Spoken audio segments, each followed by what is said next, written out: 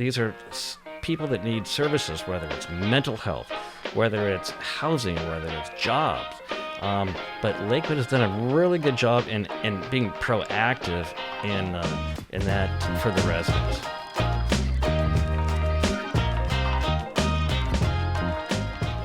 Hello, everybody, and welcome to Brick by Brick, the community podcast where we build community one conversation at a time, brick by brick. Today, I have the one, the only, Alan Gafford.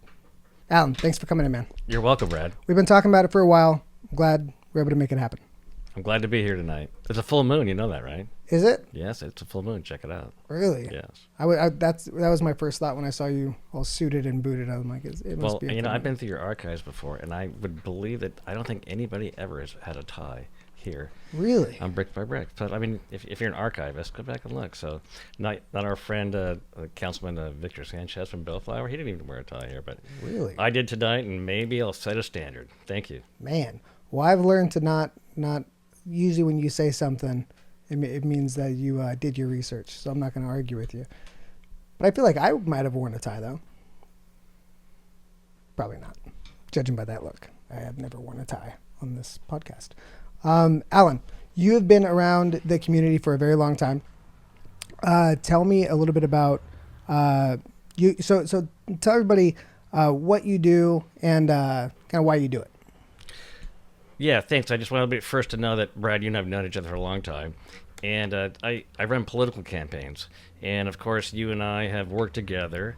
Mm-hmm. And your campaigns have paid me to run your first campaign in Bellflower, which you lost. Wow. So, Okay, coming in hot. So, at least, don't hire this guy again. But certainly I appreciate you brought me here today. But that's what I do. I run political campaigns locally. It's something I've done since 1996. When I first started running a state assembly campaign in Long Beach and Palos Verdes. Really? How many campaigns do you think you've run? Somewhere in the neighborhood of 250. Yeah, 250. Yeah. Do you like it? It's a challenging position. It's a challenging job. We get to work with people. We get to affect change in the local communities, and I get to meet people, and it's something that has worked well financially for myself. Okay. Do you does it come from like a background in like grassroots organizing or just like political advocacy, and just running campaigns was kind of like the vessel to do more of that? I was a former editor of the Palos Verdes Peninsula News way back in the day in early 90s. And there was a political campaign going on in the state senate, a state assembly. They used to nestle these seats back then. And there was a consultant that felt that I would be able to help out a campaign. It was Steve Kuykendall. He was a former Rancho Palos Verdes city council person. And he ran for a state assembly, and he won by like 56 votes in 1994. In 1996, I got recruited to run his ground operation in Long Beach. So we got set up down on 2nd and PCH, and that's how I got to learn this community out here. Okay, and how much of what you do is, like, what's the area that you kind of stay within? Like, where's, like, if somebody asks you to run their campaign and they're just, like, that far, you go, like, I'm not really that interested. I'm a southeast LA County. North Orange County is where I've found my most success. Biggest campaign you've ever worked on? In terms of the dollar amount raised per the campaign? Constituency, like the biggest. The voters? Was it the assembly one? Correct. It was the 54th Assembly District for Steve Kuykendall. Okay. And hardest campaign you've ever run? Don't say mine. The most difficult campaign that I ran was in Placentia, Yorba Linda.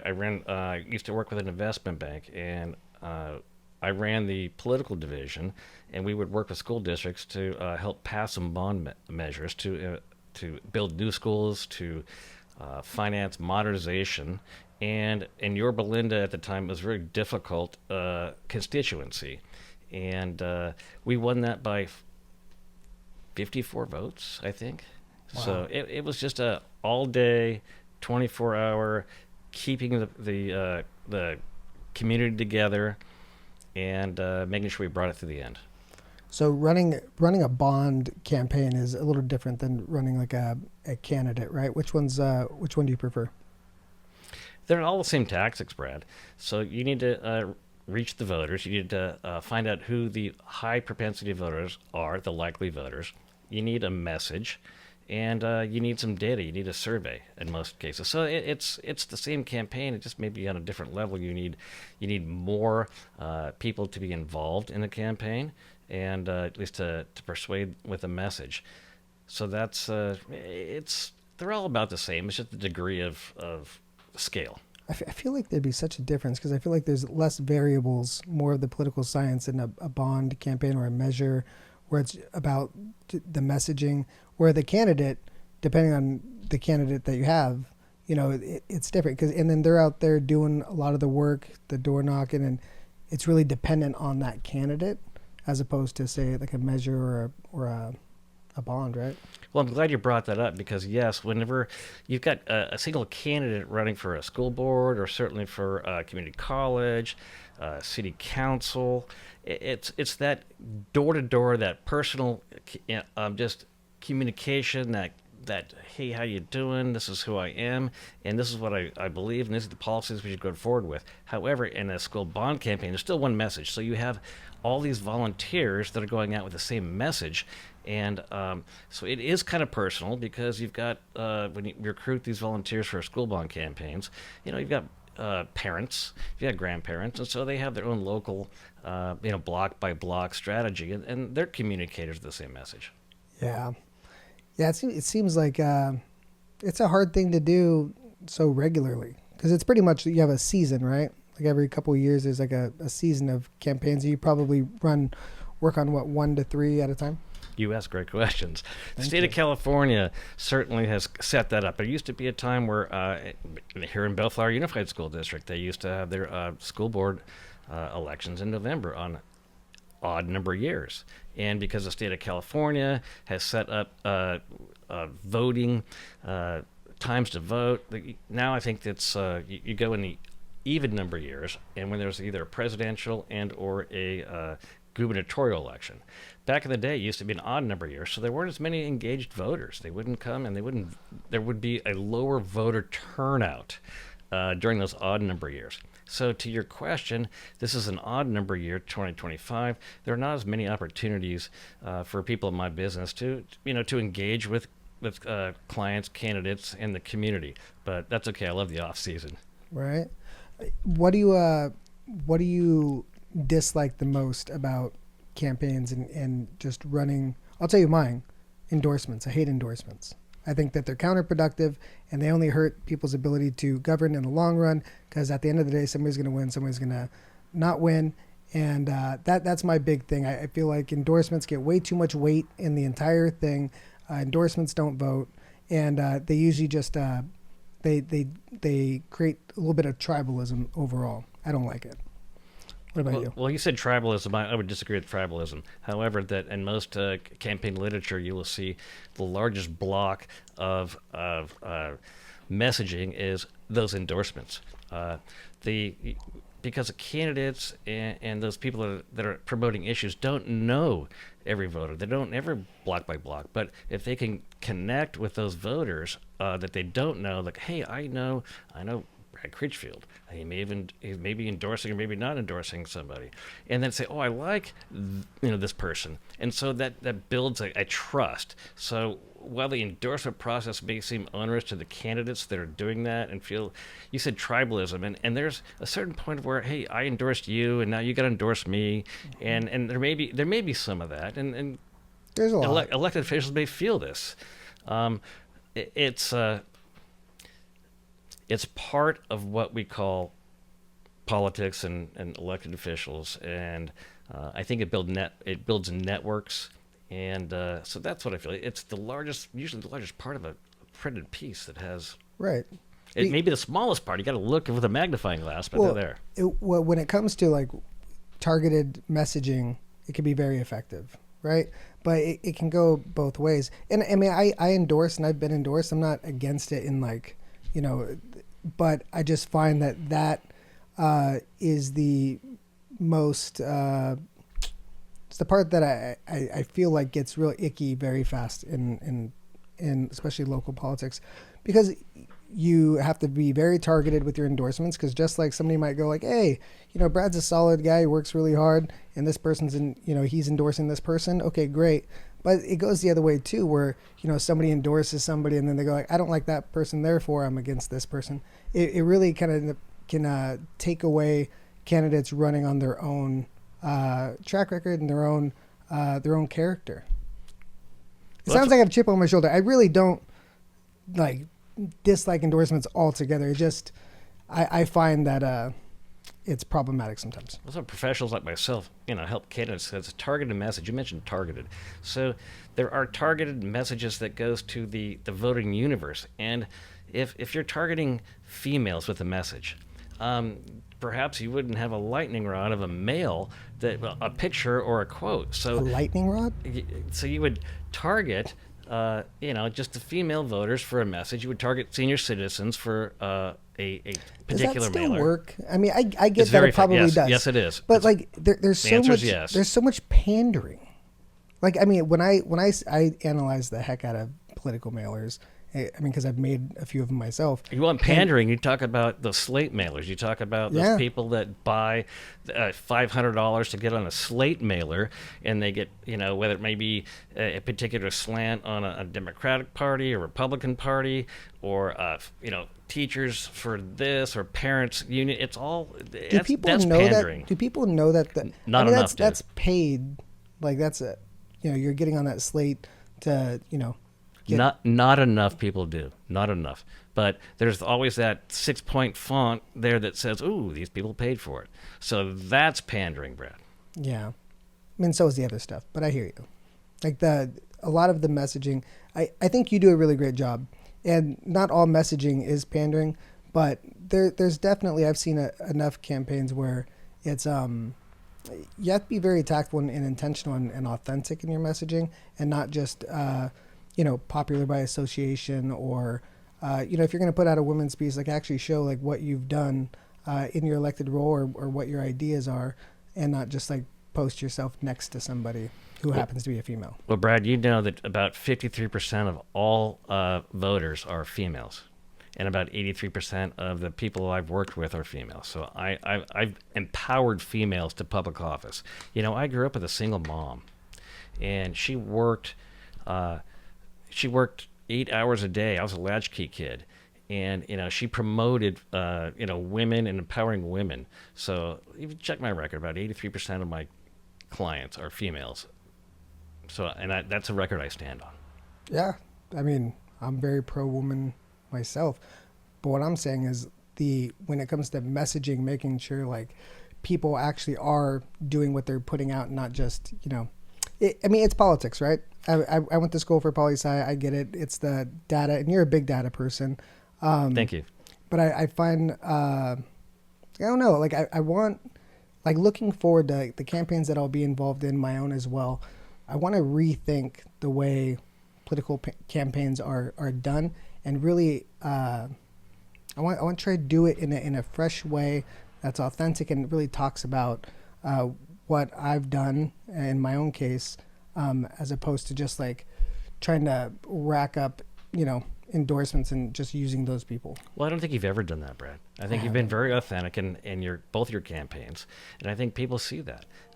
It's not difficult to be authentic. It's not difficult to knock on doors and let people know who you are. So, and you've never done that. So, of course, if you're thinking for something different to do, and you just be yourself. And that's what I try to tell most of my clients when they run for re-election. Just be yourself, because they know you already. So you're authentic. They trust. They trust what you're knocking on the door. They want to see the candidates. You had a candidate where you had to tell them just don't be yourself. I cannot. I can neither confirm nor deny that. Thank you. You only told me that once. And for the record, my first campaign, and you were a big part of that. I shouldn't have even been so confident to it. I came into the district as nobody in Bellflower Unified, and like I came in with a lot of confidence and I worked my butt off, but I learned more in that loss. And honestly, I think it was probably the best thing that could have happened to me at the time, in retrospect. And you and I, we cracked a beer after the election. We were, all right, we take our losses. It motivated me more than a win ever would. And I think that's why I put in so much work now as an elected, because I feel like I not only earned it, but I spent 2 years getting the trust of the voters to be able to do the work. So I'm going to do it. And Brad, that's not uncommon for candidates that, don't win the first time or that got close to whatever their, office they were looking for. But they do understand that the time they put into it, and they certainly have connected with a core group of people. And then candidates like yourself, the second time, you're smart to figure out this is where I need to go, and this is how I get, to your goal. So a candidate that has lost an election before has a lot more girth, I believe, than somebody who's never lost before. And whether it's the first time, the second time, or they've been incumbent for 12 fucking years. Yeah, because that feeling, and I feel it, because every election, there's winners and losers. It is a gut-wrenching feeling to put in all that work, time, and effort, and to lose. So I think for me, that wasn't going to happen again. So you really do, you start knocking on those doors and you bust your butt. So what do you do in between elections? Like what in the political realm, like what other activities or side quests are there to like kind of continue the advocacy in the public policy space? Well, I'm a neighborhood guy, so I just try to. We've got street paving in the neighborhood. I try to push that up, and where I live, there's one corner in my neighborhood, Clark and Atherton, where we need a left turn arrow because it's very dangerous. So I activate my neighbors, my neighborhood. I try to, get the temperature of the neighborhood and just try to build just a better neighborhood and the neighbors that I live around. Now, you may or may not know this, but there's right now a left turn arrow on South Street turning left onto Bellflower, and there's also on South Street turning the other north on Bellflower. I moved to Lakewood in 1999, and my kids would go to school. That would be my path of travel. There was no left turn lane right there. And I reached out to Supervisor Don Kanabe's office, and I think Aaron Stiebel was the person in charge of at least Lakewood or handled the Lakewood affairs. And so I reached out to Aaron and Don. I said, we need a left turn arrow here. We need a left turn arrow here. And I guess I harped enough that they did some studies, they did some traffic studies, and today there's a left turn arrow there. So it doesn't have my name there, but it shouldn't, but I'm happy. That's what I do. I want to activate to make it safer for people to get around their neighborhood, because wherever you live, you'd like to think that it's a good place to live, work, and to go out and enjoy life. Yeah. And I think most people don't realize how long that stuff actually takes to get done and how much work goes into the advocacy behind it. You're right. And, I got a glimpse of that in 2015. I was the chief of staff for Councilman Darrell Supernaut in the 4th District of Long Beach. And I got just a great view of how not only the city government works, but how politics on top of that layer works. And it was always the government moves slowly. Mm-hmm. And I've learned it moves slowly for a purpose. And it's difficult to move government at a faster pace than they want to move.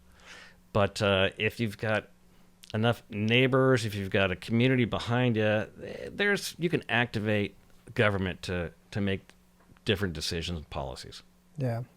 What do you think the biggest issues in the Lakewood area are right now? Well, certainly in Lakewood, I believe you've tackled some homeless issues. Mm-hmm. The city's council is very proactive in that, so certainly the residents should applaud their city council members for being proactive on the homeless issue and mitigating that and providing services for those that need it. Because I believe if you see the studies that most of the homeless, they usually come back to where they're from. Right.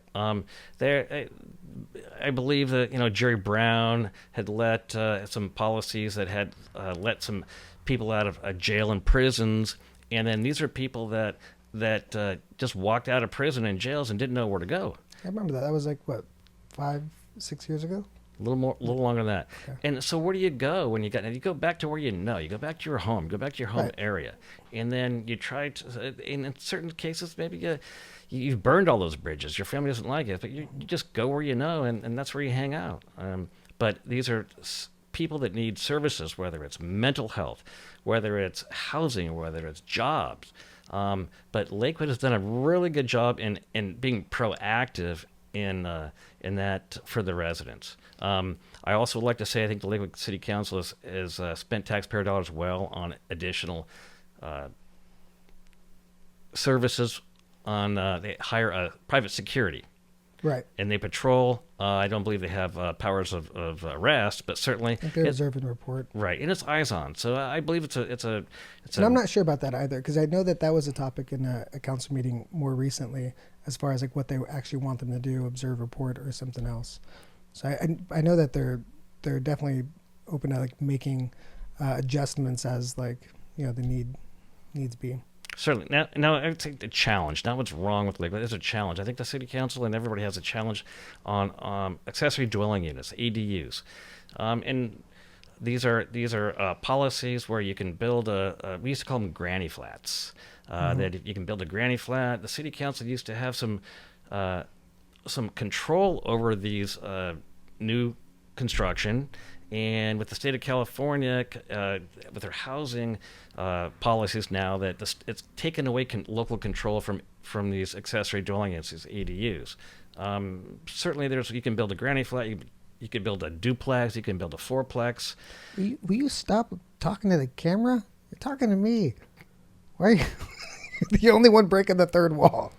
Stop it. What's the third wall, Brad? The third wall. Watch Deadpool.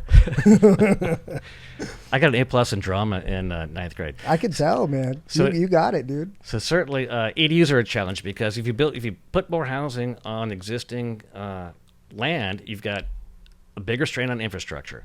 You only have so much. Your pipes, the water pipes come in, your sewage goes out. So if the density is a challenge for the city of Lakewood right now.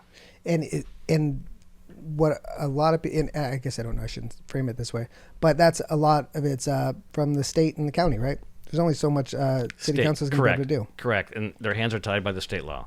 Some cities have tried to sue the state of California on that. Right. Not many have been successful. Have any been successful? Redondo Beach has been more successful than most cities.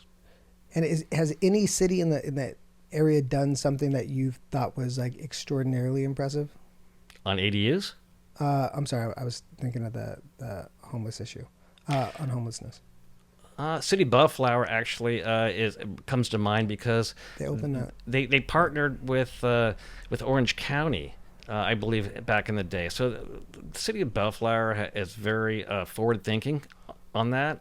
So I think they do a really good job.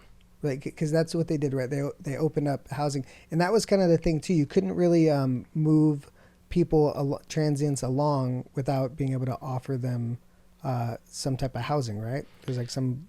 That was a state law as well, and also there was it was a federal law that I think there was somewhere in Oregon. I apologize, I don't know the exact Supreme Court ruling at the time, but yes, you can't move somebody along unless you have housing for them, and that became a problem because there was no housing. And but I believe that Bellflower again partnered with Orange County. I believe the judge out there was happy to have Bellflower come in and be part of this mitigation and to provide services for the people that need it in Bellflower. Yeah. Do you find, because you are an outspoken advocate in the community, and you never shy away, you always speak your mind, and I've always appreciated that about you. Do you feel like... You're welcome. Thank you. At least you looked at me that time. Do you find sometimes you get a bad, like people get the wrong impression with where you're coming from when you're doing all the advocacy? All the time. What is that? Like, where does that come from? I'm not certain where it comes from them, but I speak my mind, and I try to provide as much accurate information and try to help people.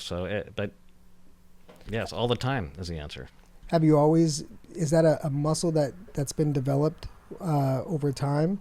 Or have you always just kind of been like, you know what, I'll just screw it. I'll say what I have to think. And if you don't like it, oh, well, I'm going to say it louder. Neither of those, actually. What is it then? I grew up in a political environment. The state assemblyman lived 2 houses away from me, and Wadi Detta in Chula Vista. And my brothers and I, it was a vacant lot. We used to go park cars whenever they had fundraisers at his house, and so we'd park cars. We'd show where to park, and then his wife was our junior high school drama teacher, but we would park the cars, help them come in, and then we'd go around the back, and she'd let us in. My brothers and I, we'd have dinner, and we would hear these people talk, and they were just talking about, I don't care about this. This is how we feel. We're passionate about this. And so there was a course I learned from adults as a child, just to speak what you feel, and don't be afraid of speaking if it's real from you. Do you feel like, in general, people have gotten away from that, being able to just speak their mind and have that, respectful disagreements and positive discourse? So you're an elected official, you're a politician, and people run into you. So how dare you call me a politician? Do you feel more free to speak with them, as you're checking out at the grocery store, or if you're at the dog park, or you're working out? Because I'm sure these are places where, you met your constituency, and it would seem like these are great places for you to be a little more candid or free. Do you feel that? Or yeah, I'm an open book. I talk freely and openly with anybody. But what I find, more so as an elected, you do a hell of a lot more listening than you do telling them what you think about this and that. Because it's really about understanding. So when you do have a policy, or you are making decisions, you're well informed with what your constituents see, what they want. So it's a lot more listening. Well, they elected their officials, so it's certainly listening to their desires and promoting their policies and ideas is what elected officials do. So you're spot on. Yeah. How come you never ran, or have you ever wanted to run for office, or is that something in the future for you? In the 5th grade, I ran for treasurer at my elementary school. Okay, how'd you do? I thought I did great. Okay. Except for the fact that some of my volunteers, I gave a speech. You give a speech in front of everybody, and I spent all weekend. I got this fake money, these fake dollar bills, and I wrote "Vote for Alan, vote for Alan," and I had my friends in the audience. I had them, situated around. So whenever I gave my crescendo of my speech, they're all supposed to throw these fake bills in the air. Yeah, I like it. Well, they never did. They never threw the dollar bills. No, they never did. So why didn't they do it? Were they working with the other campaign? I know there's Well, it was Colin Cave, and Colin Cave was a new kid to the school. Colin. Yeah, but I will tell you, Colin Cave rose to the. He's a physician in Oregon, and he was the president of the Oregon Medical Association. So he's a big deal in Oregon politics. I wish you were around with the bond stuff 6 months ago, because we could have really used that bond. But that's one of my goals. Coming up in 2026 is Be the a next bond time. measure. Yep. But I know it's a lot harder on a. Well, I've helped pass $4 billion in local school bonds in my time when I worked with the investment bank, George K. Baum and Company. Have you ever passed one on a non-presidential election? We used to do it all the time. We used to have to do it before the 55% came in. We used to do it at 2/3. So Really? I used to work on school bond measures that were 2/3 in the early day. What do you see is the biggest issue with public schools right now? They don't pay the teachers enough. They don't attract enough staff, and it's just because it's all budget based. But Right. teachers don't get paid enough. That's for sure. Where does that come from? Brad, it may be because those each individual boards, they don't have enough money, or B, they're not promoting their teachers to their constituents to prioritize that budget funding. So it's hard, right? Because I'm very pro teacher. Very. You've been endorsed by the BTA. Yep. Twice. Both times. And the CSA, the classified as well. Yep. The unions love you. Very, very pro union. I'm a part of my own at college. Oh, that's right. You're over at Long Beach City College, right? Mm-hmm. Yeah, I heard good things about this media department over there that has got your name attached to it. They're pretty good. They're pretty good. Doing big things. But then you know, there's so many. So a month ago, maybe 6 weeks ago, I had our board president, Amy Stewart, on the podcast. And we actually sat here with the screen and we watched our first forum where we were we were just babies, just talking about like, you know, when double recess and air conditioning, like Coca-Cola in the water fountains. Yep. Of course. But, you know, I would say almost everything, maybe there's one question we were like, you know, I feel differently about that question. We just watched it and we commentated on what we saw. The biggest thing is, you know, when you get to the budget and you really start breaking down the numbers, you really, you know, it's not like a single interest. Any decision you make, especially budgetary, you got to there's a scarcity to it, right? It's not unlimited money, so you have to really take in consideration everything that goes into it. So it's a tough one, man. Whenever there's negotiations, which there are right now, so I won't say too much, but don't say anything at all. Yeah, no, but the idea of valuing our employees and promoting, I'm there 100%. And then you get to the point where you're like, okay, how is this all going to work, right? And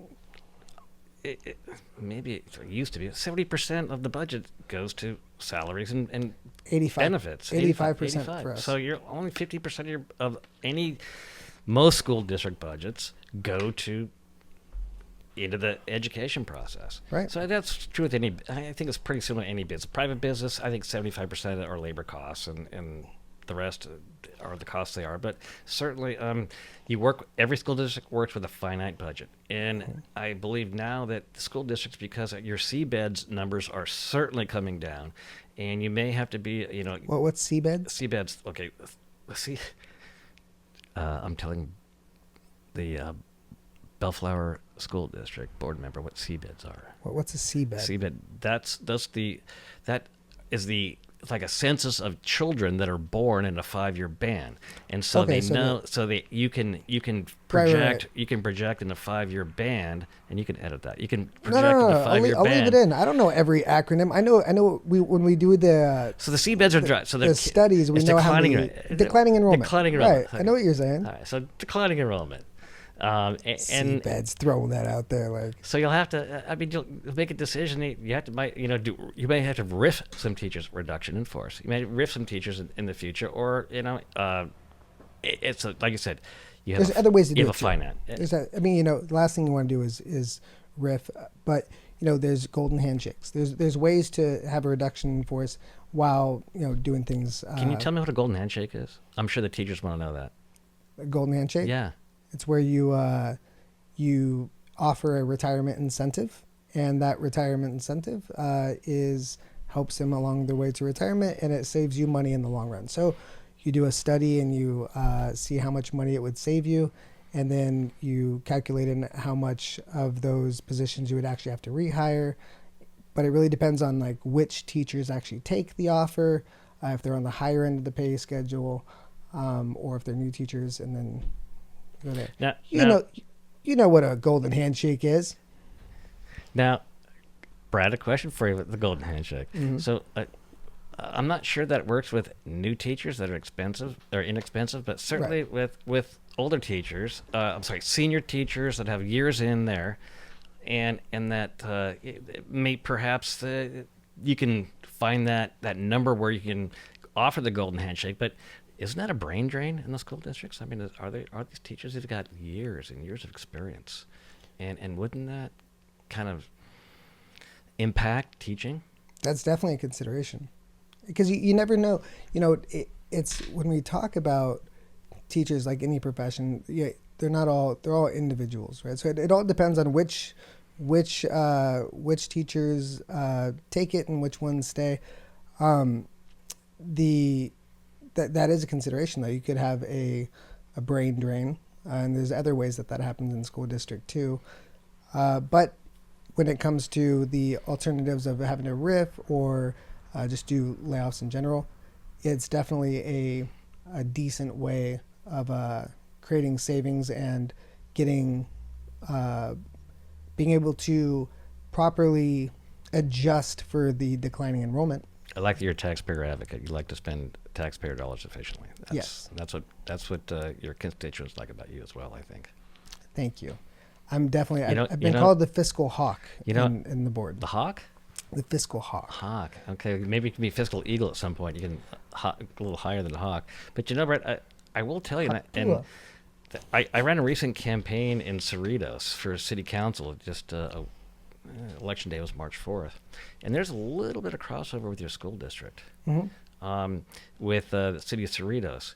And campaign's over now, and I'm okay with telling you that we did some surveys out in just that little slice of Cerritos that is in Bellflower Unified, and the people that live there that responded to the survey, certainly Bellflower Unified have a great opinion of Bellflower Unified.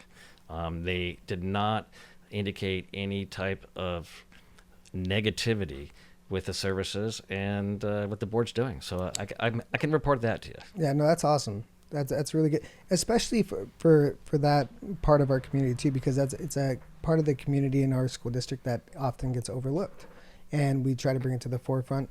But the way these districts are made up, boundaries in general, it creates a lot of confusion. A lot of people don't even know that not only that we have Cerritos in our district, but a lot of people think it's just Bellflower. They don't even know Lakewood's in our district. A lot of people don't know that Mayfair High is in Lakewood.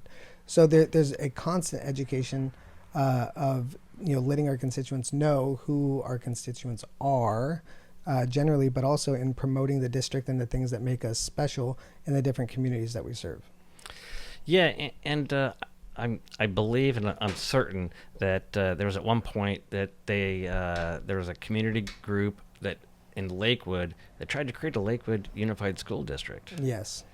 And I believe that there was a lot of work.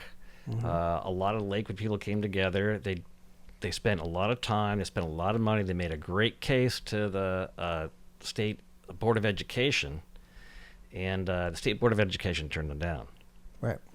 And I know that Lakewood Council member Todd Rogers was the spearhead of this. Right. And so he did some great work doing this. And perhaps that may have created a different identity. I don't know why the State Board of Education decided, it was in the best interest to keep Long Beach as where it is and Bellflower where it is and ABC where it is. But, those are priorities set a long time ago. But there has been an effort.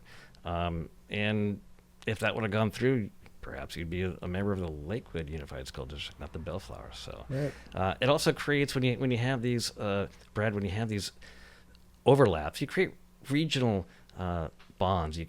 Lakewood and Bellflower work together because you have to in the school district. It creates communities of interest, even though you're in different cities. So you come together on different things. You're having fundraisers. You're having a fun run.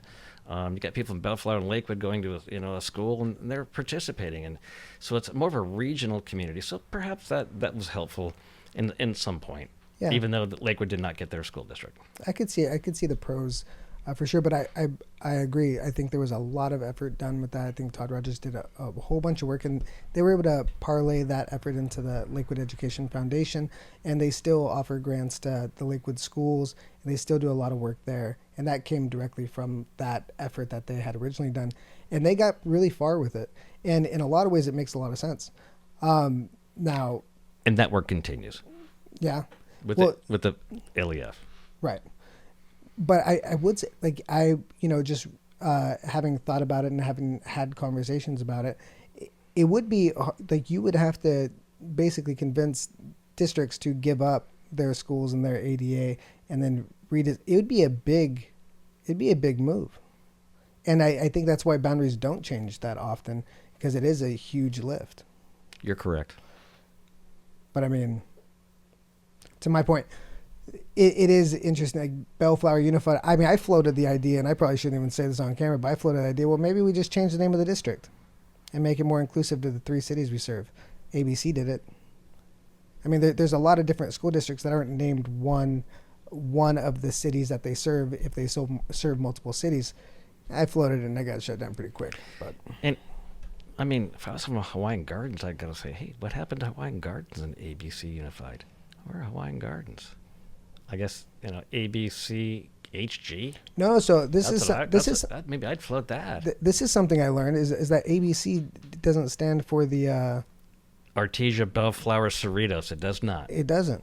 It's named after one of the streets that was where the first district office was or something. I'll defer to you on that one. I don't know. I just know it wasn't the cities, which I thought, I thought it was going to be. But that's true, and I forget. I know the same thing, but I forget it as well. Yes, Yeah. You're right. So, Yeah, but we're doing some really good work over at BUSD. I mean, and speaking of the communities aspect and bringing people together, starting the foundation is something that other districts have.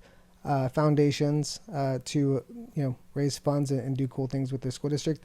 We started the effort. It's been like a year.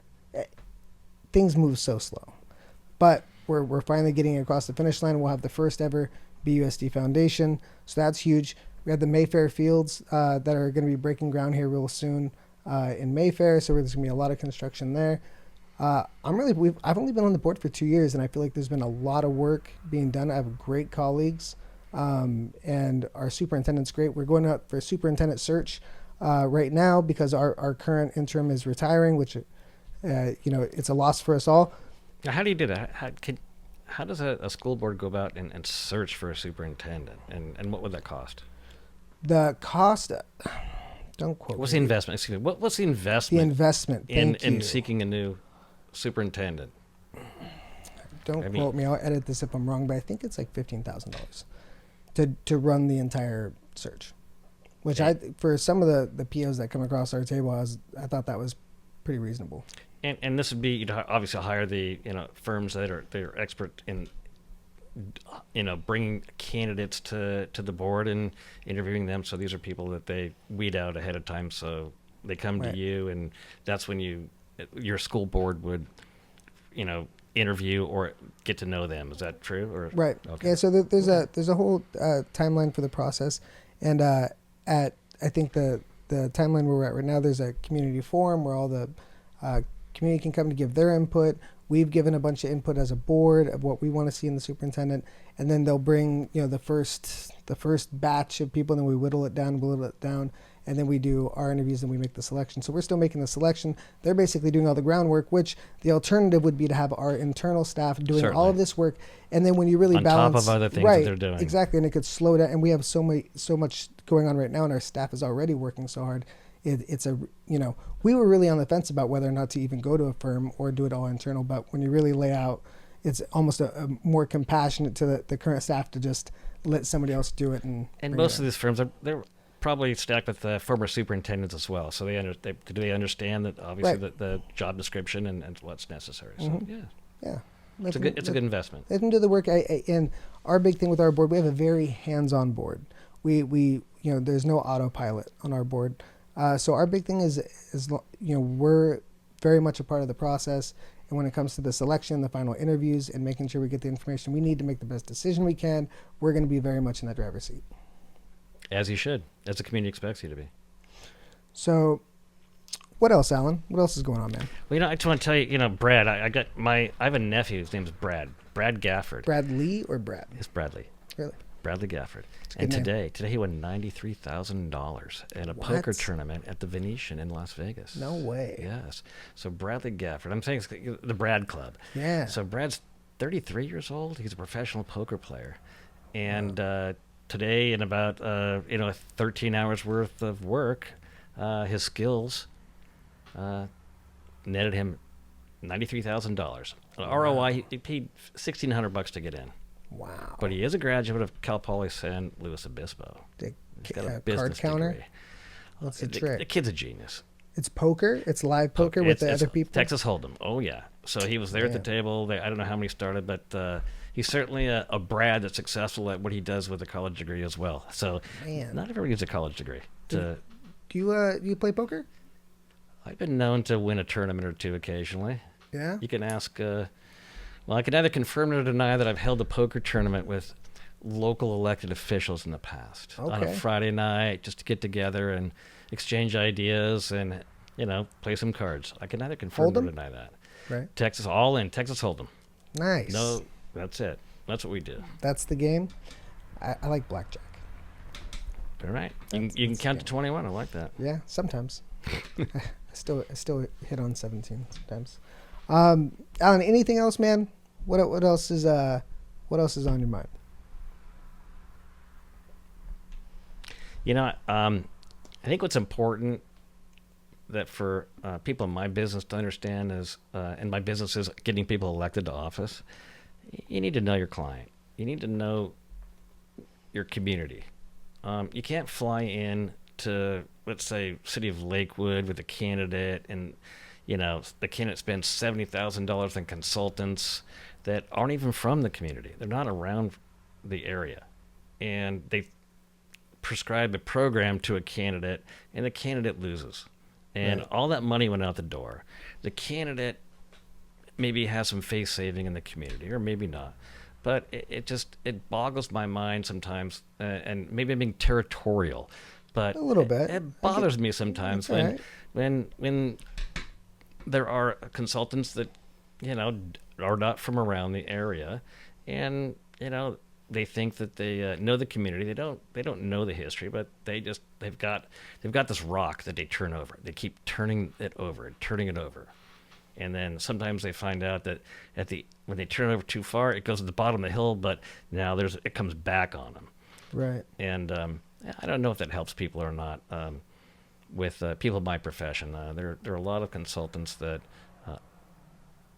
may not know their community, but profess to be. And maybe they're in it for a buck, but not for changing things. And, I like to change things. Well, I like that you like to change things. I like that you speak your mind. I like that you don't shy away from letting people know what you think. And I've always appreciated you, and appreciate you coming on today. Thank you, Brad. Oh, you got to sign it. I almost forgot again. All right. Give me the gold, not the silver.